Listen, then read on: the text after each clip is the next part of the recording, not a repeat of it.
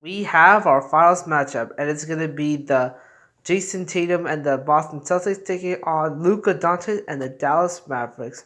The Celtics had a pretty much easy run to the finals with their opponents getting injured, but for the Mavs, their story was much different and much harder than the Celtics. You know how they even made it to the finals? Let's flash back to last season. The Mavs made a big splash move and brought in Kyrie Irving in hopes of a deep playoff run. They were sitting in fourth in the Western Conference at 31-26 and have a chance to lock in the playoffs. However, in their last 24 games, the final 24 games to be honest, they finished 7 and 17, including back-to-back losses to the second worst team in the Eastern Conference, the Charlotte Hornets. So on April 7th, the Mavericks decided to pull the plug. They benched Luka, Kyrie, and most of their other starters in hopes of keeping their 2023 draft pick. And if you want to know what that draft pick was, it was part of the Porzingis trade back in 2019, who is now on the Celtics this year. That pick was used to select Derek Lively, who's turned out to be a really good player for the team in helps of rebounds and more depth.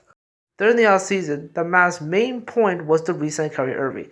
They already lost Jalen Brunson to the Knicks as they were looking to make a duo, so they had no choice but to re-sign Kyrie Irving to make the duo of Kyrie and Luka. So Luka at least has some help in case he gets injured or plays inconsistent. And it really turned out to be that way during the first half of the season. A 16-17, a mid-team, not great, but not bad.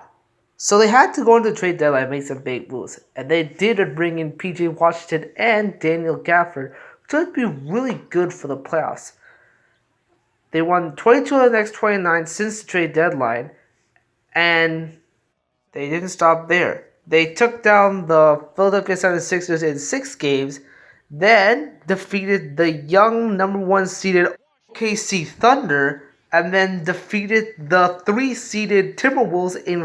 This run doesn't happen if Luka doesn't average a triple double per game. This doesn't happen if Kyrie Irving plays like how he's playing right now. He may be inconsistent, but he makes up for that inconsistency.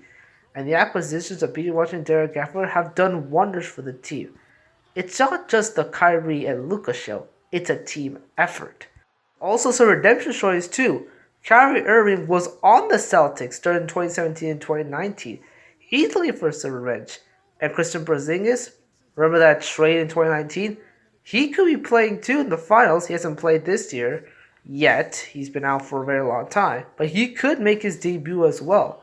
So who will win the finals? Will it be Luka in his first trip or Tatum in his second trip?